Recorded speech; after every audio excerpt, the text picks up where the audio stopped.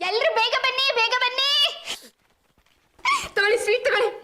Sweet ಯಾಕೆ ಅಂತ ಕೇಳ್ಬಹುದಾ? ಮೊದ್ಲು ತಿನ್ನು ಆಮೇಲೆ ಹೇಳ್ತೀನಿ. ಕಾರಣ ಎಲ್ಲ ತಿನ್ನಕ್ ನಾವೇನ್ ಪ್ರಾಣಿಗಳೇನೆ? ಮೊದ್ಲದೇನು ಅಂತ ಹೇಳು. ವಾಪಸ್ ಇಟ್ಬಿಡು, ನಾನು ನಮ್ಮ ಯಜಮಾನ್ರು ತಿಂತೀವಿ. ಬೇಡ ಬಿಡು, ತಿಂತೀನಿ. ಅಣ್ಣಯ್ಯ ಅಣ್ಣಯ್ಯ ಸ್ವೀಟ್ ತಗೊಳ್ಳಯ್ಯ. ಈ ಸ್ವೀಟಿನ ಖರ್ಚು ನನ್ನ ತಲೆ ಮೇಲೆ ಬರಲ್ಲ ತಾನೆ?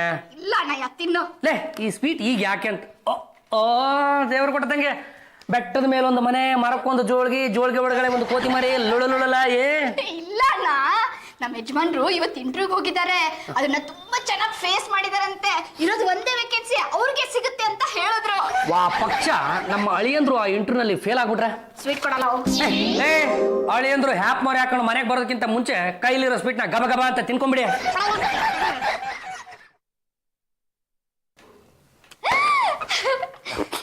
ಏನಾಯ್ತಪ್ಪ ರಿಸಲ್ಟ್? ಅವ್ನ ಮುಖ ನೋಡಿದ್ರೆ ಗೊತ್ತಾಗಲ್ವೇನೆ? ನೀನ್ ಸುಮ್ನಿರಣ್ಣ, ಪಾಸ್ ಆದ್ರೇನಪ್ಪ? ಅಳಿಯಂದ್ರ ಗಂಟ್ಲಲ್ಲಿರೋ ಸ್ವೀಟು ಹೊಟ್ಟೆಗೆ ಇಳ್ಕೊಂಡ್ಬಿಡ್ಲಿ, ಇಲ್ಲ ಅಂದ್ರೆ ಆಮೇಲೆ ನಿಮ್ಮ ಮ್ಯಾಂಡ್ರು ನಮ್ಮ ಮೆಟ್ರಾಮಿಕ್ ಸ್ವೀಟ್ ನಾಚೆ ತೆಗೆದು ಬಿಡ್ತಾರೆ. ಪಲ್ಲು ನಂಗೆ ಇನ್ನೊಂದು ಸ್ವೀಟ್ ಕೊಡೆ. ಇಡೀ ಬಾಕ್ಸ್ ತಗೊಂಡ್ಬಿಡೆ. ನೀನ್ ತಿಂದು ಉಳಿದಿದ್ದನ್ನ ಅಣ್ಣನ್ ಕೊಟ್ಬಿಡು. ನೀವ್ ಹೇಳಿಪ್ಪ ಏನಾಯ್ತು ಅಂತ. ಹೋದ್ಸಲ ಇಂಟ್ರೋಗ್ ಹೋದಾಗ ಸಾವುಕಾರರ ಬಗ್ಗೆ ಪ್ರಶ್ನೆ ಕೇಳಿದ್ರು. ಇವತ್ ನೋಡಿದ್ರೆ ಭಿಕ್ಷುಕರ ಬಗ್ಗೆ ಕೇಳ್ಬಿಡೋದ? ಕೇಳ್ದೋರು ಅಮ್ಮ ತಾಯಿನೇ ಇರ್ಬೇಕು. ಅಳಿಯಂದ್ರೆ ಅವ್ರು ನಿಮ್ಗೆ ಏನ್ ಪ್ರಶ್ನೆ ಕೇಳಿದ್ರು, ತಾವ್ ಅದಕ್ಕೆ ಏನ್ ಉತ್ತರ ಕೊಟ್ರಿ? ಭಿಕ್ಷುಕರ ಕೇಂದ್ರ ಎಲ್ಲಿದೆ ಅಂತ ಕೇಳಿದ್ರು. ಅದಕ್ಕೆ ನಾನು ಮಾಗಡಿ ರಸ್ತೆಯಲ್ಲಿದೆ ಅಂತ ಹೇಳಿದೆ. ಬೇಷ್ ಅಳಿಯಂದ್ರೆ, ಫಸ್ಟ್ ಟೈಮ್ ಮೊದಲನೇ ಪ್ರಶ್ನೆನೆಲ್ಲ ಗೆದ್ದು ಬಿಟ್ಟಿದ್ದೀರಾ. ಮತ್ತೇನ್ ಕೇಳಿದ್ರಪ್ಪ? ಅದು ಅಲ್ಲೇ ಯಾಕಿದೆ ಅಂತ ಕೇಳಿದ್ರು. ಅದಕ್ಕೆ ನೀವು ಮಾಗಡಿ ರಸ್ತೆ ಇರೋದೇ ಅಲ್ಲಿ, ಅದಕ್ಕೋಸ್ಕರ ಅಲ್ಲಿದೆ ಅಂತ ಹೇಳ್ಬಿಟ್ಟಿರ್ತೀರಿ ಅಲ್ವಾ? ಜನ್ಮಕ್ಕಿಷ್ಟು ಭಿಕ್ಷುಕರ ಹೆಸರಲ್ಲಿ ಬೇರೆಯವ್ರು ದುಡ್ಡು ಮಾಡೋಕ್ಕೋಸ್ಕರ ಇದೆ ಅಂತ ಹೇಳ್ಬೇಕಿತ್ತು. ಮತ್ತಿನೇನಲ್ಲ, ಕಷ್ಟಪಟ್ಟು ದಿನಕ್ಕೆ 3-3.25 ಕೊಟ್ಟು ಪೇಪರ್ ತರಿಸ್ತೀನಿ, ಓದೋದಕ್ಕೆ ಏನ್ರ ದಾಡಿ ನಿಮಗೆ? ಮತ್ತೆ ಪ್ರಶ್ನೆ ಕೇಳಿದ್ರು. ಅದು ಆಗಸ್ಟ್ ತಿಂಗಳಲ್ಲಿ ಒಟ್ಟು ಎಷ್ಟು ಭಿಕ್ಷುಕರು ಸತ್ರು ಅಂತ ಕೇಳಿದ್ರು. ಅದಕ್ಕೆ ತಾವೇನು ಹೇಳಿದ್ರಿ? ಅದಕ್ಕೆ ನಾನು 12.7 ಅಂತ ಅಂದೆ. ಅದು 12.7 127. ಮತ್ ಪೇಪರ್ ಅಲ್ಲಿ 12.7 ಅಂತ ಇತ್ತು. ಅಳಿಯಂದ್ರೆ ತಾವು ಉಪ್ಪಿಟ್ಟಿಂತ ಪೇಪರ್ ಓದಿದ್ರಿ ಅಲ್ವಾ? ಒಂದು ಸಾಸಿವೆ ಕಾಳು ಬಂದು 12 ಪಕ್ಕ ಬಿದ್ದಿದೆ. ಆ 127ನ ನೀವು 12.7 ಅಂತ ಓದ್ಕೊಂಡ್ಬಿಟ್ಟಿದ್ದೀರಾ. ಮತ್ತಿನ್ನೇನೇನ್ ಪ್ರಶ್ನೆ ಕೇಳಿದ್ರು ಅಳಿಯಂದ್ರೆ? ಆ ಭಿಕ್ಷುಕರ ಕೇಂದ್ರದಲ್ಲಿದ್ದ 8 ಹಸುಗಳು ಯಾಕೆ ಕಾಣೆ ಆದ್ವು ಅಂತ ಕೇಳಿದ್ರು. ನೀವೇನ್ ಹೇಳಿದ್ರಪ್ಪ? ಆ ಹಸುಗಳು ಭಿಕ್ಷುಕರ ಅಲ್ವಲ್ಲ, ಅದಕ್ಕೆ ಅಲ್ಲಿಂದ ಓಡೋಗಿವೆ ಅಂತ ಅಂದೆ. ಮತ್ತಿನ್ನೇನೇನ್ ಕೇಳಿದ್ರು? ಇನ್ನು ಪ್ರಶ್ನೆಗಳನ್ನ ಕೇಳಕ್ ಆಗಲ್ಲ ಅಂತ ಅವ್ರು ಒಂದು ಅಂತಿಮ ನಿರ್ಧಾರಕ್ಕೆ ಬಂದ್ರು. ಏನ್ ಹೇಳಿದ್ರು? ನಿಮಗೆ ಭಿಕ್ಷುಕರ ಬಗ್ಗೆನೇ ಗೊತ್ತಿಲ್ಲ ಅಂದ್ಮೇಲೆ ನಿಮಗೆ ಕೆಲಸ ಕೊಡಕ್ ಆಗಲ್ಲ, ನೀವು ಮಿನಿಸ್ಟರ್ ಆಗಕ್ಕೆ ಲಾಯಕ್ಕು ಅಂತ ಚೆನ್ನಾಗಿ ಬೈದು ಅವ್ರ ಕಾರಲ್ಲೇ ಕರ್ಕೊಂಡು ಹೋಗಿ ವಿಧಾನಸೌಧ ಮೆಟ್ಲ ಮೇಲೆ ಬಿಸಾಕಿದ್ರು. ಅಲ್ಲಿದ್ದು ವಾಚ್ಮ್ಯಾನ್ ಒದ್ದ, ನಾನು ಬಂದು ಇಲ್ಲಿ ಬಿದ್ದೆ. ಅಳಿಯಂದ್ರೆ ನಿಮ್ಮಂತ ನಿರ್ಗತಿಕರಿಗೆ ಅಂತಾನೆ ಒಂದು ದೊಡ್ಡ ಆಶ್ರಮ ಇದೆ, ನೀವು ಅಲ್ಲಿ ಹೋಗಿ ಯಾಕೆ ಸೇರ್ಕೋಬಾರ್ದು? ಎಲ್ಲಿದೆ ಬಾವ? ಮಾಗಡಿ ರಸ್ತೆಯಲ್ಲಿ ಇದೆಯೋ? ಆದ್ರೆ ಅದು ಭಿಕ್ಷುಕರ ಕೇಂದ್ರ ಅಲ್ವಾ? ನಾನು ಹೇಳ್ತಾ ಇರೋದು ಅದನ್ನೇ. ಏನಕ್ಕೆ ಮಸಾಲೆ ದೋಸೆಗೆ 200 ರೂಪಾಯಿ ಕೊಡ್ತೀರಾ? No masala dosa no money. ಎಲ್ಲರ ಹತ್ರನೂ ಈ ತರ ಮಾತಾಡಿ ಬೈಸ್ಕೋತಿಯಲ್ಲ, ನಿಂಗೆ ಶೇಮ್ ಆಗಲ್ಲ? ನೋಡಿ ಪೇಪರ್ ಅಲ್ಲಿ ಕೊಟ್ಟಿದ್ದಾರೆ, ಸಾಫ್ಟ್ವೇರ್ ಕಂಪ್ನಿ ಓಪನ್ ಮಾಡೋದ್ರಿಂದ ತುಂಬಾನೇ ಸ್ಕೋಪ್ ಇದೆ ಅಂತೆ. ಸೊ ನೀನು ಒಂದು ಸಾಫ್ಟ್ವೇರ್ ಕಂಪ್ನಿನ ಓಪನ್ ಮಾಡು. ಅಲ್ಲ, ಈ ಸಾಫ್ಟ್ವೇರ್ ಕಂಪ್ನಿಯಿಂದ ಲಾಭಾಂಶ ಇದೆ ಅನ್ನೋದು ನಿಜ, ಆದ್ರೆ ಇದೆಲ್ಲ ಈ ಹಾರ್ಡ್ವೇರ್ಗೆ ಅರ್ಥ ಆಗುತ್ತೋ ಅನ್ನೋದು ನಂದೊಂದು ಪ್ರಶ್ನೆ. Hobby don't talk rubbish. Infosys company ನಮ್ ದೇಶಕ್ಕೆ ಎಷ್ಟು ಒಳ್ಳೆ ಹೆಸರು ತಂದ್ಕೊಟ್ಟಿದೆ. ಕಟ್ಟಿದ್ರೆ ಅಂತ ಕಂಪ್ನಿನೇ ಕಟ್ಬೇಕು. ಕಟ್ಟೋದಕ್ಕೆ ಸೈಟ್ ಬೇಕಲ್ರಿ? ಬಿಟ್ಲ ಸಣ್ಣದಾಗಿ ಮನೇಲೆ ಸ್ಟಾರ್ಟ್ ಮಾಡು, ಬೆಳಿತಾ ದೊಡ್ಡದಾಗುತ್ತೆ. ಕೆಲಸಗಾರೆಲ್ಲ ಬರ್ತಾರೆ, ಆಮೇಲೆ ಆ ಕಂಪ್ನಿಗೆ ನೀವೇ MD ಅಪ್ಪ. MD ಅಂದ್ರೆ ಏನ್ ಗೊತ್ತೇನ? ಮಸಾಲೆ ದೋಸೆ ಅಂತ ಗೊತ್ತು. ಅಲ್ಲ ಕಣಲೆ, ಮಾಂಕ್ ತಿಂಡಿ ಅಂತ. Hobby just shut up. ಯಾವಾಗ್ಲೂ ನೀವು ಅವನ್ನ ಟೀಸ್ ಮಾಡಬೇಡಿ. ಆದ್ರೆ ಅದಕ್ಕೆ ಕಂಪ್ನಿ ಕಟ್ಟೋದಕ್ಕೆ ಬಂಡವಾಳ ಬೇಕಲ್ಲ? ಅದಕ್ಕೆ ಯಾಕಪ್ಪ ಯೋಚನೆ ಮಾಡ್ತೀರಾ? ನನ್ ಭಾಗದ 5 ಕೋಟಿ ಇದೆಯಲ್ಲ. ಅದು ನನ್ನ ಫೋನಲ್ಲೇ. ಅಣ್ಣ, ಆಸ್ತಿ ವಿಷಯ ಕೇಳ್ತಿದ್ದಂಗೆ ಯಾಕೆ ತಪ್ಪಿಸ್ಕೊಂಡು ಹೋಗ್ತಾ ಇದೀಯಾ? ನಮ್ಮ ಯಜಮಾನ್ರ ಸಾಫ್ಟ್ವೇರ್ ಕಂಪ್ನಿ ಓಪನ್ ಮಾಡೋದು ನಿನಗೆ ಇಷ್ಟ ಇಲ್ವಾ? ಅಲ್ಲಮ್ಮ ದೇವರು ಕೊಡ್ತಂಗೆ, ಇವನಿಗೆ ಒಂದು ಸಾಫ್ಟ್ ಡ್ರಿಂಕ್ಸ್ ಅಂಗಡಿ ಇಟ್ಕೊಟ್ರೆ ಬಾಟ್ಲು ಮುಚ್ಚಳ ಓಪನ್ ಮಾಡೋದು ಹೇಗೆ ಅಂತ ಗೊತ್ತಿಲ್ಲ. ಅಂತದ್ರಲ್ಲಿ ಇವನ್ಗೆ ಸಾಫ್ಟ್ವೇರ್ ಕಂಪ್ನಿ ಹಾಕೊಡದ? ಇವನಿಗೆ ಸಾಫ್ಟ್ವೇರ್ ಕಂಪ್ನಿ ಹಾಕೊಡೋದು ಒಂದೇ, ಆ ನರಸಿಂಹಾಚಾರ್ಯಗೆ ಸಾರಾಯಿ ಅಂಗಡಿ ಇಟ್ಕೊಡೋದು ಒಂದೇ. ವಿಟ್ಲ, ಕಾಫಿ ಕುಡಿತಾ ಯೋಚನೆ ಮಾಡು, ಏನಾದ್ರೂ ಹೊಳಿಯುತ್ತೆ. ಚಂಪಾ, ನಾನು ಹೀಗೆ ಕೇಳ್ತೀನಿ ಅಂತ ಬೇಜಾರು ಮಾಡ್ಕೋಬೇಡ. ನಿಮ್ ಹಳ್ಳಿಲಿ ಯಾವ್ದಾದ್ರು ಕೆಲಸ ಸಿಗತ್ತಾ?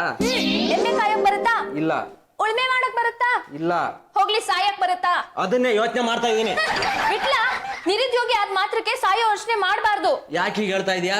ಕೆಲ್ಸಕ್ಕೋಸ್ಕರ ಪ್ರಯತ್ನ ಪಡ್ತಾ ಇರ್ಬೇಕು. ಈಗ ನಾನು ನಮ್ಮ ಯಜಮಾನ್ರು ನನಗ್ ಸಿಗ್ಲಿ ಅಂತ ಪ್ರಯತ್ನ ಪಡ್ತಾ ಇಲ್ವಾ? ಹಾಗೆ ಸಿಕ್ಕಾಪಟ್ಟೆ ಅವಮಾನ ಆಗ್ಬಿಟ್ಟಿದೆ. ಗಂಡುಗಲಿ ವಂಶದ ಏಕೈಕ ಮನೆ ಅಳಿಯಾಗಿ ನಾನು ಕಂಡ್ ಅವ್ರ ಹತ್ರ ಚೀತು ಅಂತ ಉಗಿಸ್ಕೊಂಡು ಬದುಕಿರೋದಕ್ಕಿಂತ ಸಾಯೋದೆ ವಾಸಿ ಅಂತ ನಿರ್ಧಾರ ಮಾಡಿದೀನಿ. ಅಳಿಯಂದ್ರೆ ನೀವು ನಮ್ಮ ಮನೆ ಅಳಿಯಂದ್ರ ಆಗಿದ್ದಕ್ಕೂ ಸಾರ್ಥಕ ಆಗೋಯ್ತು ನೋಡಿ. ಆದ್ರೆ ನೀವು ಸುಮ್ ಎಲ್ಲ ಸಾಯಕ್ ಹೋಗ್ಬೇಡಿ. ಈ ಭಿಕ್ಷುಕರ ಸತ್ರಲ್ಲ ಹಂಗಾಗಿ ಹೋಗ್ಬಿಡುತ್ತೆ. ಅದಕ್ಕೆ ನಾನೇನ್ ಮಾಡ್ಬೇಕು? ಈ ನಿಮ್ಮ ಸಾವಿಗೆ ಏನು ಕಾರಣ ಅಂತ ಒಂದು ಚೀಟಿ ಬರೆದಿಟ್ಬಿಟ್ಟು ಆಮೇಲೆ ಬೇಕಿದ್ರೆ ಸಾಯ್ರಿ. ಏನಂತ ಬರೀಲಿ? ಈ ದೇಶದಲ್ಲಿ ನಿರುದ್ಯೋಗ ಅನ್ನೋದು ತಾಂಡವಾಡ್ತಾ ಇದೆ, ನನ್ನ ಸಾವಿಗೆ ಆ ನಿರುದ್ಯೋಗನೇ ಕಾರಣ, ಇದಕ್ಕೆಲ್ಲ ಸರ್ಕಾರನೇ ಹೊಣೆ ಅಂತ ಒಂದು ಚೀಟಿ ಬರ್ರಿ, ಆಮೇಲೆ ನೆಗೆದು ಬೀಳಿ. ನಾನ್ ಸತ್ ಮೇಲೆ ಅದನ್ನ ಯಾರು ಓದ್ತಾರೋ? ವಿರೋಧ ಪಕ್ಷದವ್ರಿಗೆ ಕೊಡ್ತೀನಿ ಕಣ, ಎತ್ತು ಕಡ್ದಾರ ಅವರು. ಹಾಗಿದ್ರೆ ಈಗಲೇ ನನ್ನ ಸಾವಿಗೆ ಏನೇನ್ ಕಾರಣ ಅಂತ ಪಟ್ಟಿ ಮಾಡಿ ಸಾಯ್ತೀನಿ. ಅವ ಸಾಯೋದ್ ಹೇಗೆ? ಯಾವ್ದಾದ್ರು ಒಂದು ಕೆಲ್ಸಕ್ಕೆ ಬಾರ್ದು ಮಾತ್ರ ಇರ್ತಲ್ವೇನ, ಅದನ್ನ ನುಂಗು ಗೋಟಕ್ ಅಂತೀಯ. ಹಾಗಿದ್ರೆ ನಾನು ಈಗಲೇ ಸಾಯ್ತೀನಿ. ವಿಟ್ಲ, ಏನು ಯಜಮಾನ್ರೆ ಹಾಗ ಹೇಳ್ ಕಳ್ಸೋದು? ಒಂದ್ ಸಾಯಕ್ ಹೊರಟೆ ಬಿಟ್ಟ. ಅವ್ನು ಗಟ್ಟಿ ಪಿಂಡ ಕಣೆ, ಅವ್ನು ಎಲ್ಲಿ ಸಾಯ್ತಾನೆ. ನಾನು ಇಷ್ಟೆಲ್ಲ ಉಗ್ದಿದ್ದೀನಲ್ಲ, ಈಗ ಅವನಿಗೆ ರೋಷ ಬಂದು ಯಾವ್ದಾದ್ರು ಒಂದು ಕೆಲಸ ಹುಡ್ಕೋತಾನೆ, ನೋಡ್ತಾ ಇರು. ಸಾರ್, ಒಳ್ಳೆ ದೇವ್ರು ಸಿಕ್ಕಿದ್ರೆ ನಾನೀಗ ನಿಮ್ ಮೆಡಿಕಲ್ ಶಾಪ್ಗೆ ಹೊರಟಿದ್ದೆ. ಲಂಚ್ ಅವರ್ ಅಲ್ವಾ, ಕ್ಲೋಸ್ ಮಾಡ್ಕೊಂಡು ಹೋಗ್ತಾ ಇದ್ದೀನಿ. ನನ್ಗೆ ಅರ್ಜೆಂಟಾಗಿ ಒಂದ್ ಮಾತ್ರೆ ಬೇಕಾಗಿತ್ತು. ಯಾವ ಮಾತ್ರೆ? ಸಾಯೋ ಮಾತ್ರೆ ರೀ. ನಿಮ್ಗೆ ತಲೆಗೆ ಕೆಟ್ಟಿದ್ದೇನ್ರಿ? ಈ ತಲೆ ನೆಟ್ಟಿಗಿರೋದಕ್ಕೆ ಹೇಳ್ತಾ ಇರೋದು. ನೋಡಿ, ನಾನು ಸಾಯೋದು ನನಗೆ ಗೊತ್ತಾಗಬಾರ್ದು, ಸೈಲೆಂಟ್ ಆಗಿ ಸತ್ತೋಗ್ಬಿಡ್ಬೇಕು. ಅದಕ್ಕೆ ನೀವು ಒಂದಷ್ಟು ನಿದ್ರೆ ಮಾತ್ರೆಗಳನ್ನು ಕೊಡಿ, ಹೊಟ್ಟೆ ತುಂಬಾ ನುಂಗ್ಬಿಟ್ಟು ನಿಮ್ಮ ಮೆಡಿಕಲ್ ಸ್ಟೋರ್ ಪಕ್ಕ ಮಲ್ಕೊಂಡು ಸೈಲೆಂಟ್ ಆಗಿ ಉಸಿರು ಬಿಟ್ಬಿಡ್ತೀನಿ. ನೀವು ಬಾಡಿಗೆ ಲೈಟ್ ಆಗಿ ಹೊಗೆ ಹಾಕ್ಬಿಡಿ. ರೀ, ನಿದ್ರೆ ಮಾತ್ರೆ ಬೇಕಂದ್ರೆ ಡಾಕ್ಟರ್ ಬರೆದು ಕೊಟ್ಟಿರೋ ಔಷಧಿ ಚೀಟಿ ಬೇಕು. ಸಾಯೋದಕ್ಕೂ ಪ್ರಿಸ್ಕ್ರಿಪ್ಷನ್ ಬೇಕನ್ರಿ? ಅಲ್ಲ ರೀ, ಬದುಕೋದಕ್ಕೂ ಬಿಡಲ್ಲ, ಸಾಯೋದಕ್ಕೂ ಬಿಡಲ್ಲ ಅಂದ್ರೆ ಹೆಂಗ್ರಿ ನನ್ನ ಜೀವನ? ಡಾಕ್ಟರ್ ಬರೆದು ಕೊಡದೆ ನಾವು ಮಾತ್ರೆ ಕೊಡಕ್ ಆಗಲ್ಲ ರೀ. ಅಲ್ಲ ರೀ, ಅಷ್ಟು ದೊಡ್ಡ ಅಂಗಡಿ ಇಟ್ಕೊಂಡಿದ್ದೀರಾ, ಒಂದ್ ಮಾತ್ರೆ ಕೊಡಕ್ ಆಗಲ್ವೇನ್ರಿ? ಈಗ ತಲೆನೋವು ನೆಗಡಿ ಬಂದ್ರೆ ಪ್ರಿಸ್ಕ್ರಿಪ್ಷನ್ ಕೇಳ್ತೀರೇನ್ರಿ? ಸಾಯೋದಕ್ಕೆ ಯಾಕ್ರಿ ಬೇಕು? ನೀವು ಸತ್ರೆ ನಮ್ ತಿಥಿ ಆಗುತ್ತಲ್ಲ. ಏನಂತ ಸರ್ ಇವ್ರದು? ಸರ್, ಇವರು ಸಾಯ್ಬೇಕಂತೆ, ಅದಕ್ಕೆ ನಮ್ ಮೆಡಿಕಲ್ ಸ್ಟೋರೇ ಆಗ್ಬೇಕಂತೆ. ಹುಚ್ಚಿನ ತಂದು. ಸರ್, ಈಗ ನೀವು ಸಾಯೋ ಅಂತದ್ದು ಏನಾಗಿದೆ? ಅಯ್ಯೋ, ಏನು ಅಂತ ಹೇಳಿ, ಸಿಕ್ಕಾಪಟ್ಟೆ ಸಮಸ್ಯೆ ಆಗೋಗಿದೆ. ಮನೇಲಿ 3 ಕಾಸಿನ ಬೆಲೆ ಇಲ್ಲ, ಹೊರಗಡೆ ಕೆಲಸ ಸಿಗ್ತಾ ಇಲ್ಲ. ನನ್ನ ಹೆಂಡತಿ 3 ಅಡಿ 3 ಇಂಚು ಜೊತೆ ಗುದ್ದಾಡಿ ಸಾಕಾಗೋಗಿದೆ. ನಮ್ಮ ಭಾವ ಬದುಕೋದಕ್ಕೆ ಬಿಡ್ತಾ ಇಲ್ಲ. ಅದಕ್ಕೆ ನನ್ನ ಪಾಡಿಗೆ ನಾನು ಸೈಲೆಂಟ್ ಆಗಿ ಸತ್ತೋಗೋಣ ಅಂತಿದ್ದೀನಿ. ಒಳ್ಳೆ ಐಡಿಯಾ ಸರ್, ಇದನ್ನು ಒಳ್ಳೆ ನ್ಯೂಸ್ ಮಾಡ್ಬೋದು. ನಾನು TV 10 ಅವ್ರಿಗೆ ಹೇಳಿ ಕಳಿಸ್ತೀನಿ. ಅವ್ರ ಮುಂದೆ ನೀವು ವಿಷಯ ತಗೊಂಡು ವಿಲೆ ಅಂತ ಒದ್ದಾಡ್ ಸಾಯ್ರಿ. ಅದನ್ನ ಅವರು ಲೈವ್ ಟೆಲಿಕಾಸ್ಟ್ ಮಾಡ್ತಾರೆ, ನಿಮ್ಗೂ ಸ್ವಲ್ಪ ದುಡ್ಡು ಕೊಡ್ತಾರೆ. ಹೌದು, ನನಗೆ ಯಾಕೆ ದುಡ್ಡು ಕೊಡ್ತಾರೆ? ನೀವು ಅದ್ರಲ್ಲಿ ಸಾಯೋ ತರ ಆಕ್ಟ್ ಮಾಡ್ತಿರಲ್ಲ, ಅದಕ್ಕೆ. ರೀ, ನಾನು ಆಕ್ಟ್ ಮಾಡ್ತಾ ಇಲ್ಲ ರೀ, ನಿಜವಾಗ್ಲೂ ಸಾಯ್ತಾ ಇದ್ದೀನಿ. ನೀವು ಸತ್ರೆ ದುಡ್ಡು ಮನೆಯವ್ರಿಗೆ ಹೋಗುತ್ತೆ. 10,000 ಕೊಡ್ಬೋದು, 20,000 ಕೊಡ್ಬೋದು. ತಲೆ ಕೆಟ್ಟರೆ 1 ಲಕ್ಷ ಕೊಟ್ಬಿಡ್ತಾರೆ. ಅಷ್ಟೆಲ್ಲ ದುಡ್ಡು ಸಿಗತ್ತಾ?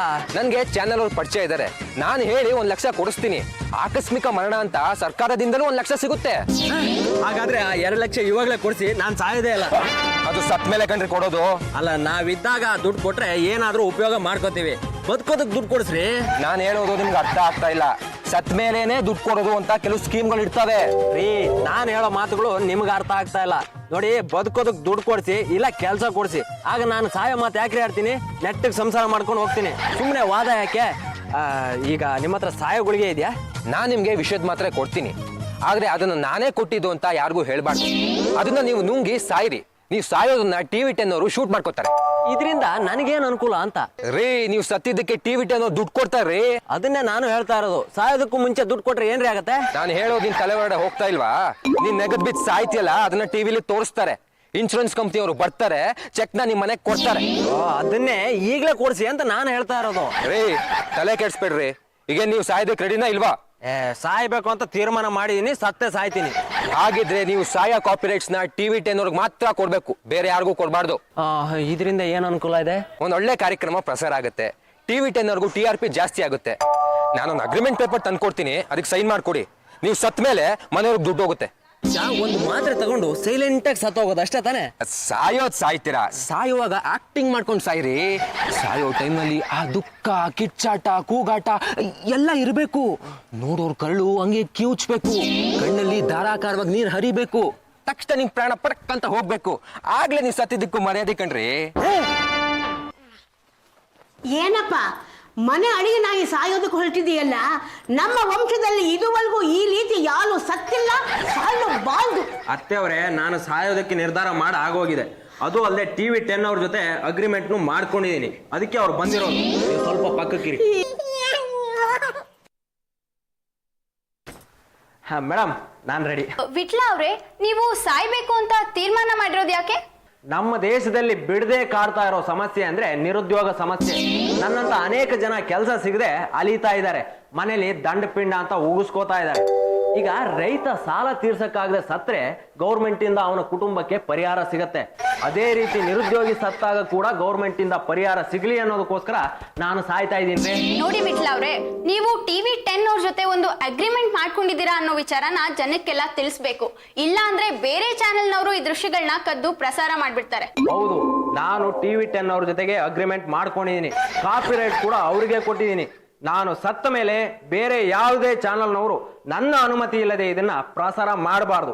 ಇದನ್ನ ನಾನು ಸಾಯೋದಕ್ಕಿಂತ ಮುಂಚಿತವಾಗಿ ಕಡಾಖಂಡಿತವಾಗಿ ಎಲ್ಲರಿಗೂ ಹೇಳ್ತಾ ಇದ್ದೀನಿ. ವೀಕ್ಷಕರೇ, ಇದು ಲೈವ್ ಟೆಲಿಕಾಸ್ಟ್ ಆಗ್ತಿರೋ ಥ್ರಿಲ್ಲಿಂಗ್ ಆದ ಕಾರ್ಯಕ್ರಮ. ವಿಟ್ಲ ಅವ್ರ ಸಾವಿಗೆ ನಿರುದ್ಯೋಗನೇ ಕಾರಣ. ಇದನ್ನ ಯಾರು ಹೇಗೆ ತಡಿಬಹುದಾಗಿತ್ತು ಅನ್ನೋದನ್ನ ಅವ್ರ ಮನೆ ಮಂದಿಯಿಂದ ತಿಳ್ಕೊಳ್ಳೋಣ ಬನ್ನಿ. ಪಾಂಡುರಂಗ, ವಿಟ್ಲ ಸಾಯ್ತಾ ಇದ್ದಾನಲ್ವಾ? ನೋಡಿ ಮಾತೃಶ್ರೀ ಅವರೇ, ಈ ಹುಟ್ಟು ಮತ್ತು ಸಾವು ಅನ್ನೋದು ಎರಡೂ ನಮ್ಮ ಕೈನಲ್ಲಿಲ್ಲ. ಒಂದು ಸಲ ಸಾಯ್ತೀನಿ ಅಂತ ನಿರ್ಧಾರ ತಗೊಂಡ ಮೇಲೆ ಅದರಿಂದ ಆಚೆ ಬರೋದು ಅಷ್ಟೊಂದು ಸಮಂಜಸ ಅಲ್ಲ. ಭಾಗದ 5 ಕೋಟಿ ಕೊಟ್ಟಿದ್ದಿದ್ರೆ ಅವ್ರು ಸಾಯ್ತಾ ಇದ್ರ. ಇದಕ್ಕೆಲ್ಲ ನೀನೇ ಕಾರಣ. ನೋಡಿ, ನಾನು ದಿನಕ್ಕೆ 200 ರೂಪೀಸ್ ಕೊಡ್ತೀನಿ, ಅಷ್ಟು ಸಾಕ? ನಾವೆಲ್ಲರೂ ಸೇರ್ಕೊಂಡು ಒಂದು ಬಿಸ್ನೆಸ್ ಮಾಡೋದಕ್ಕೆ ಎನ್ಕರೇಜ್ ಮಾಡಬೇಕು. ನಮ್ಮ ಮನೆಯಲ್ಲಿ ಇಂಥ ದೃಶ್ಯನ ನಾನು ಯಾವತ್ತೂ ನೋಡ್ಲಿಲ್ಲ. ಸಾಯ್ತೀನಿ ಅಂತ ಬಾಯಿ ಬಿಟ್ಟು ಹೇಳಿ ಸಾಯೋದು ಅಂದ್ರೆ ಏನ್ ಅರ್ಥ? ವೀಕ್ಷಕರೇ, ವಿಟ್ಲ ಯಾವ ತರ ಸಾಯ್ಬೋದು ಅನ್ನೋದನ್ನ ನೀವು ಕಲ್ಪನೆ ಮಾಡ್ಕೊಳ್ಳಿ.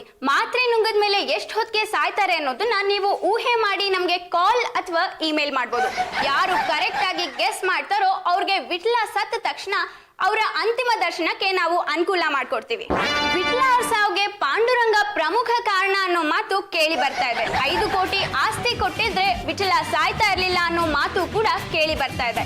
ಪಾಂಡುರಂಗ ಅವರು ಈ ವಿಚಾರವಾಗಿ ಏನ್ ಹೇಳ್ತಾರೆ ಅನ್ನೋದನ್ನ ಕೇಳೋಣ ಬನ್ನಿ. ಎಲ್ರಿಗೂ ನಮಸ್ಕಾರ. ನೋಡಿ, ಈಗಲೇ ನಾನು ಏನನ್ನೂ ಹೇಳಕ್ಕಾಗಲ್ಲ. ನಮ್ಮ ಅಳಿಯಂದ್ರು ಸತ್ತ ಮಾರನೇ ದಿನ ಒಂದು ಅದ್ಧೂರಿಯಾದ ಶ್ರದ್ಧಾಂಜಲಿ ಸಭೆನ ಏರ್ಪಡಿಸ್ತೀನಿ. ಆ ಸಭೆಯಲ್ಲಿ ನಾನು ಕರ್ನಾಟಕದ ಮಹಾಜನತೆಗೆ ಒಂದು ಸತ್ಯವನ್ನು ಬಹಿರಂಗಪಡಿಸ್ತೀನಿ. ಅಲ್ಲಿವರೆಗೂ ನಮ್ಮ ಮಹಾಜನತೆ ಬೇರೆ ಕಾರ್ಯಕ್ರಮವನ್ನು ನೋಡಿ ಪುಕ್ಕಟೆ ಮನರಂಜನೆ ತಗೋಬೇಕಾಗಿ ನಮ್ರ ವಿನಂತಿ.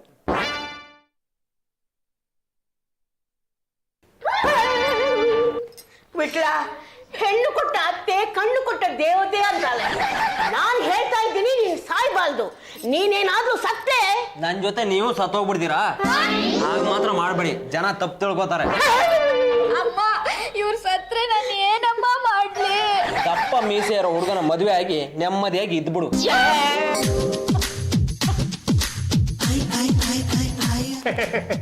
ನಮಸ್ಕಾರ, ನಾನು ಉಡುಪಿ ಜಹಾಂಗೀರ್ ಶಾಸ್ತ್ರಿ. ಜಹಾಂಗೀರ್ ಶಾಸ್ತ್ರಿನಾ? ವಿಚಿತ್ರವಾಗಿದೆಯಲ್ಲ ಈ ಹೆಸರು. ಅದು ನಾನು ಯಾವುದೇ ಸಭೆ ಸಮಾರಂಭ ತಿಥಿ ಮುಂಜಿ ಕಾರ್ಯಕ್ರಮಗಳಿಗೆ ಹೋದ್ರೆ ಈ ಜಾಂಗೀರನ್ನ ಮಾಡ್ಕೊಂಡು ತಿಂತಾ ಇದ್ದೆ. ಹಂಗಾಗಿ ನನಗೆ ಜಹಾಂಗೀರ್ ಶಾಸ್ತ್ರಿ ಅಂತ ಹೆಸರು ಬಿದ್ದುಬಿಡ್ತು. ನಮ್ಮ ಅಣ್ಣ ಒಬ್ಬ ಇದ್ದ, ಹೋಳಿಗೆ ಶಾಸ್ತ್ರಿ ಅಂತ. ಅವನು ಓದೋದಲ್ಲೆಲ್ಲ ಹೋಳಿಗೆ ಮಾಡ್ಕೊಂಡು ತಿಂದು ತಿಂದು ತಿಂದು ಒಂದ್ ದಿವಸ ಹಂಗೆ ಹೊಗೆ ಹಾಕೊಂಡ್ಬಿಟ್ಟ. ನೀವಿನ್ನೂ ಬದುಕಿರೋದು ನಮಗ್ ತುಂಬಾ ಸಂತೋಷವಾಗಿದೆ. ವಿಟ್ಲನ್ ಸಾವಿನ ಬಗ್ಗೆ ನೀವೇನಾದ್ರೂ ಹೇಳೋದಿದ್ಯಾ? ಅದನ್ನ ಹೇಳಬೇಕು ಅಂತಾನೆ ನಾನು ತಿಂತಾ ಇದ್ದ ಜಾಂಗೀರ್ನ ಪಕ್ಕದವ್ರಿಗೆ ಕೊಟ್ಬಿಟ್ಟು ಓಡೋಡಿ ಬಂದೆ. ಇವನಿಗೆ ನಾನು ಉಚಿತವಾಗಿ ತಿಥಿ ವೈಕುಂಠ ಸಮಾರಾಧನೆ ಮಾಡಬೇಕು ಅಂತ ಇದ್ದೀನಿ. ಆದ್ರೆ ಅಂತ ಮಾತ್ಯಾಕ್ ನಿಲ್ಸ್ಬಿಟ್ರಿ? ಮುಂದುವರಿಸಿ. ಏನು ಮುಂದುವರ್ಸೋದು? ಈ ಅಯೋಗ್ಯನ ಟೈಮೇ ಚೆನ್ನಾಗಿಲ್ಲ. ಇವನೇನಾದ್ರೂ ಅಕಾಲದಲ್ಲಿ ಸತ್ರೆ ಇವನಿಗಾಗ್ಲಿ ಇವ್ರ ಮನೆಯವ್ರಿಗಾಗ್ಲಿ ಯಾರಿಗೂ ಒಳ್ಳೇದಾಗಲ್ಲ. ಇವನಂತೂ ಅಂತರ್ಪಿಶಾಚಿ ಆಗಿ ಮಾರ್ಗ ಮಧ್ಯದಲ್ಲೇ ಅಲಿತಾ ಇರ್ತಾನೆ. ಅಲ್ಲ ಜಹಾಂಗೀರ್ ಶಾಸ್ತ್ರಿಗಳೇ, ನಾನು ಸಾಯೋ ವಿಷಯ ನಿಮ್ಗೆ ಆಗಿರ್ ಗೊತ್ತಾಯ್ತು? ಮುಂಡದೆ ಯಾವುದೋ ಒಂದು ಮುಂಜಿ ಕಾರ್ಯಕ್ರಮಕ್ಕೆ ಅಂತ ಹೋಗಿದ್ದೆ. ಒಂದು ಮೂಲೆಯಲ್ಲಿ ಟಿವಿ ತನ್ನ ಪಾಡಿಗೆ ತಾನು ಬಡ್ಕೋತಾ ಇತ್ತು. ಮಂತ್ರ ಹೇಳೋದಕ್ಕೆ ಡಿಸ್ಟರ್ಬ್ ಆಗ್ತಾ ಇತ್ತಲ್ವಾ, ಆಫ್ ಮಾಡೋಣ ಅಂತ ಎದ್ದು ಹೋದೆ. ವಿಷಯ ಎಲ್ಲ ಗೊತ್ತಾಗೋಯ್ತು, ಓಡೋಡ್ ಬಂದೆ. ಮುಂಡೆದೆ, ಈ ಉತ್ತರಾಯಣ ಪುಣ್ಯಕಾಲ ಬರೋವರೆಗೂ ನೀನು ಪ್ರಾಣ ಬಿಡಬೇಡ. ಭೀಷ್ಮ ಕೂಡ ಶರಪಂಜರದ ಮೇಲೆ ಮಲ್ಕೊಂಡು ಆ ಪುಣ್ಯ ಕಾಲಘಟ್ಟಕ್ಕೋಸ್ಕರ ಕಾಯ್ತಾ ಇದ್ನ. ಆ ಕಾಲ ಬಂದಾದ್ಮೇಲೆ ಬೇಕಾದ್ರೆ ನೀನ್ ಗೊಟಕನ್ನು. ನನಗೆ ಅಲ್ಲಿವರೆಗೆ ಕಾಯಕ್ಕಾಗಲ್ಲ. ನಾನು ಈಗಲೇ ಈ ಮಾತ್ರೆಗಳನ್ನು ನುಂಗಿ ಸಾಯ್ತೀನಿ. ಮುಂಡೆದೆ, ಹೊಟ್ಟೆ ಹಸಿವಾಗಿದ್ರೆ ಒಂದು ಮಾತ್ರೆ ಒಟ್ಟು ಮಾತ್ರೆ ನುಂಗು, ಆದ್ರೆ ಪ್ರಾಣ ಮಾತ್ರ ಬಿಡಬೇಡ.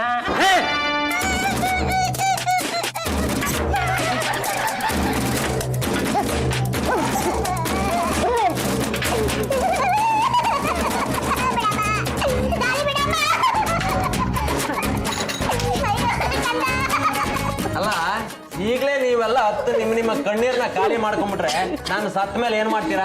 ಅಲ್ಲಿಗೂ ಸ್ವಲ್ಪ ಉಳಿಸ್ಕೊಳ್ಳಿ. ಓಹೋ, ಏನ್ ಅತ್ತೆಯವರು ವಡೆ ಬೇರೆ ಮಾಡಿಸ್ಬಿಟ್ಟಿದ್ದೀರಾ? ಅದು ಅಳಿ ಅಂದ್ರೆ ನೀವು ಸತ್ತ ಮೇಲೆ ನಿಮ್ಮ ತಿಥಿ ಒಡೆನ ನೀವು ತಿನ್ನಕ್ಕಾಗಲ್ಲ ನೋಡಿ, ಹಾಗಾಗಿ ನಾನೇ ಅಡ್ವಾನ್ಸ್ ಆಗಿ ಹೇಳಿ ಮಾಡಿಸ್ಬಿಟ್ಟೆ. ವಿಟ್ಲ, ನೀ ಸಾಯ್ಲೇಬೇಕೇನೋ? ಅತ್ತೆಯವರೇ, ನಾನು ಸಾಯ್ಬೇಕು ಅಂತ ನಿರ್ಧಾರ ಮಾಡಿ ಆಗೋಗಿದೆ. ನೀನ್ ಸಾಯೋದೇನೋ ಸಾಯ್ತೀಯ, ಆದ್ರೆ ಕೆಟ್ಟ ನಕ್ಷತ್ರದಲ್ಲಿ ಸತ್ಲೆ ನಾವು ಮನೆ ಬಿಡ್ಬೇಕಾಗುತ್ತಲ್ಲೋ. ಅತ್ತೆ ಅವ್ರೆ, ಬರೀ ನಿಮ್ ಬಗ್ಗೆ ನೀವು ಯೋಚನೆ ಮಾಡ್ತಾ ಇದ್ದೀರಾ. ಯಾವತ್ತಾದ್ರೂ ನಿರುದ್ಯೋಗಿಗಳ ಬಗ್ಗೆ ಯೋಚನೆ ಮಾಡಿದೀರಾ? ಈ ನಿರುದ್ಯೋಗ ಸಮಸ್ಯೆ ನಿವಾರಣೆಗೋಸ್ಕರ ಸರ್ಕಾರ ಏನ್ ಮಾಡ್ತಾ ಇದೆ, ಮಂತ್ರಿಗಳು ಏನ್ರಿ ಮಾಡ್ತಾ ಇದಾರೆ? ಅಳಿ ಅಂದ್ರೆ ನೀರು ಕುಡ್ರಿ. ಪಾಪ ಈ ಮಂತ್ರಿಗಳು ತಾನೇ ಇನ್ನೇನು ಮಾಡ್ತಾರೆ? 16,000 ರೂಪಾಯಿ ಇದ್ದಿದ್ದ ಅವ್ರ ಸಂಬಳನ 50,000 ರೂಪಾಯಿಗೆ ಜಾಸ್ತಿ ಮಾಡ್ಕೊಂಡು ಕೂತಿದ್ದಾರೆ. ಹಗಲು ರಾತ್ರಿ ಕಷ್ಟಪಟ್ಟು ದುಡ್ದು ಯೋಚನೆ ಮಾಡಿ ಕರ ಕಟ್ತಾ ಇರೋರು ನಮ್ಮಂತವ್ರು. ಸ್ಥಿತಿ ಹೀಗಿರುವಾಗ ಇಂಥ ಸಂದರ್ಭದಲ್ಲಿ ಸಾಯೋನು ಹುಚ್ಚ ಅಂತ ಹೇಳಿ ಡಾಕ್ಟರ್ ಸರ್ಟಿಫಿಕೇಟ್ ಕೊಟ್ಟಿದ್ದಾರೆ. ನಾನು ಹುಚ್ಚ ಅಂತ ಯಾವ ಡಾಕ್ಟರ್ ಸರ್ಟಿಫಿಕೇಟ್ ಕೊಟ್ಟಿದ್ದು? ಡಾಕ್ಟರ್ ಹುಚ್ಚಪ್ಪ, ನೀನು ಟಿವಿನಲ್ಲಿ ಮಾತಾಡುವಾಗ ನಿನ್ನ ಕಣ್ಣು ಮತ್ತು ನಾಲ್ಗೆನ ಅವ್ರು ಗಮನಿಸಿದ್ರಂತೆ. ನಿನ್ನ ಮಾನಸಿಕ ಸ್ಥಿತಿ ಸರಿ ಇಲ್ಲ, ಇವನೊಬ್ಬ ಹುಚ್ಚ, ಇವನಿಗೆ ಸಾಯೋದಕ್ಕೆ ಅರ್ಹತೆ ಇಲ್ಲ ಅಂತ ಸರ್ಟಿಫಿಕೇಟ್ ಕೊಟ್ಟಿದ್ದಾರೆ. ಅಲ್ಲ ಬಾವ, ಸಾಯವನು ನಾನು, ಇದನ್ನೆಲ್ಲ ಹೇಳಕ್ ಅವ್ರ ಯಾರ್ರಿ? ಹಳೆ ಅಂದ್ರೆ ಪೊಲೀಸ್ ಕಂಪ್ಲೇಂಟ್ ಕೂಡ ಆಗಿದೆ ಕಣ್ರಿ. ಆದ್ರೇನಂತೆ? ಅಯ್ಯೋ ಶಿವನೇ, ಸಾಯೋದಕ್ಕಿಂತ ಮೊದಲು ಮಾನಸಿಕ ಸ್ಥಿತಿ ಅನ್ನೋದು ಕರೆಕ್ಟ್ ಆಗಿ ಇರಬೇಕು. ಈಗ ಗಲ್ಲಿಗೆ ಹಾಕ್ತಾರಲ್ಲ, ಅವನ ಆರೋಗ್ಯ ಸರಿಯಾಗಿದ್ರೆ ಮಾತ್ರನೇ ಗಲ್ಲಿಗೆ ಹಾಕೋದು, ಇಲ್ಲಾಂದ್ರೆ ಹಾಕಲ್ಲ. ಇದು ತುಂಬಾ ಅನ್ಯಾಯ ಬಾವ. ನಾನು ಈಗಾಗಲೇ ಸಾಯ್ತೀನಿ ಅಂತ TV 10 ಅವ್ರಿಗೆ ಕಾಪಿ ರೈಟ್ಸ್ ಕೊಟ್ಬಿಟ್ಟಿದ್ದೀನಿ. ಅದಕ್ಕೆ ನಾನು ಸಾಯ್ತೀನಿ.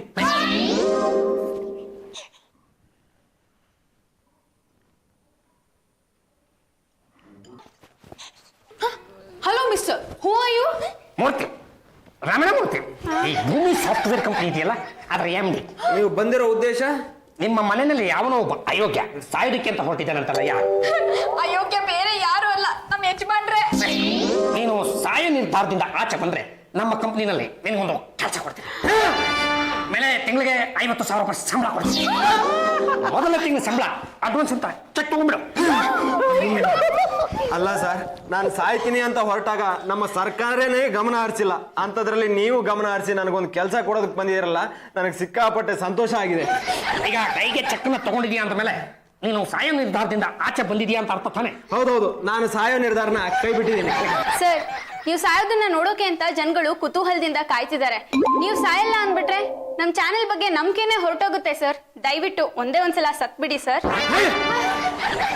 ಈ ಹುಡುಗ ಸಾಯಲ್ಲ ಅಂತ ಹೇಳ್ತಾ ಇದ್ದೇನೆ. ಸತ್ತು ಬಿಡು ಅಂತ ಬಲವಂತ ಮಾಡ್ತಾ ಇದ್ದೀರಲ್ಲ, ಇದೇನೇನ್ರಿ ನಿಮ್ಮ ವೃತ್ತಿರಂಗ ಕಳ್ಸಿಕೊಟ್ರೆ ನಿಮ್ಗೆ? ಅವರು ಸಾಯ್ತೀನಿ ಅಂತ ನಮ್ ಚಾನೆಲ್ ಜೊತೆ ಅಗ್ರಿಮೆಂಟ್ ಮಾಡ್ಕೊಂಡಿದ್ದಾರೆ, ಹಾಗಾಗಿ ಅವರು ಸಾಯ್ಲೇಬೇಕು. ಬಿಡೋ ಕಾಲಿಗೆ. ನನ್ನ ಆಶೀರ್ವಾದ ಇವನ ಮೇಲಿದೆ. ಇವನು ಯಾವುದೇ ಕಾರಣಕ್ಕೂ ಸಾಯಲ್ಲ. ನೀವು ಅದೇನ್ ಮಾಡ್ಕೊತಾರೆ ಮಾಡ್ಕೊ ಹೋಗ್ರಿ. ಏನ್ರಿ ವಿಟ್ಲ ಅವ್ರೆ, ಆಟ ಆಡ್ತೀರಾ? ನೆಕ್ಸ್ಟ್ ಟೈಮ್ ನೀವು ಸಾಯ್ತೀರಾ ಅಂತ ಸುದ್ದಿ ಬಂದ್ರು ನಾವು ಬರೋದಿಲ್ಲ. ಅಷ್ಟೇ ಅಲ್ಲ, ನೀವು ಸತ್ರು ನಿಮ್ ಬಾಡಿನ ನಮ್ ಚಾನೆಲ್ ನ ತೋರ್ಸೋಲ್ಲ. ಬನ್ರಿ. ಅಪ್ಪ, ಯಾವ ಪುಣ್ಯಾತ್ಕಿತಿ ನಿನ್ನ ಹೆತ್ತಳೋ ಏನೋ ನನಗೆ ಗೊತ್ತಿಲ್ಲ, ಆದ್ರೆ ಒಳ್ಳೆ ಸಮಯಕ್ಕೆ ಬಂದು ನನ್ನ ಅಳಿಯನ ಪ್ರಾಣ ಕಾಪಾಡ್ಬಿಟ್ಟೆ. ಅಷ್ಟೇ ಅಲ್ಲ ಅತ್ತೆ, 50,000 ಸ್ಯಾಲರಿನ ಆಫರ್ ಮಾಡಿದ್ದಾರೆ. I just can't believe it. Sir, you really great. ಇದರಲ್ಲಿ ಗ್ರೇಟ್ ಏನಮ್ಮ ಬರ್ತೋ? ಇವ್ರಿಗೆ ಹೇಗೋ ಒಂದು 5 ಕೋಟಿ ರೂಪಾಯಿ ಆಸ್ತಿ ಬರ್ಬೇಕಿತ್ತಲ್ಲ, ಅದರಲ್ಲಿ ಒಂದು 50,000 ಕಿತ್ತು ಕೊಟ್ಟಿದ್ದೀನಿ. ಇವ್ನು ಯಾವ್ದಾದ್ರು ಒಂದು ಪೆಟ್ಟಿ ಅಂಗಡಿ ಇಟ್ಕೊಡಿ. ಗಂಡುಗಲಿ ವಂಶದ ಆಸ್ತಿ ಬಗ್ಗೆ ಮಾತಾಡಕ್ಕಾಗ್ಲಿ ಪಾಲ್ ಮಾಡಕ್ಕಾಗ್ಲಿ ನೀವ್ ಯಾರೇ? ಗಂಡುಗಲಿ ವಂಶದ ಕಟ್ಟ ಕಡೆ ತುಂಡು ಪಾಂಡ್ರಂಗ ಗಂಡುಗಲಿ.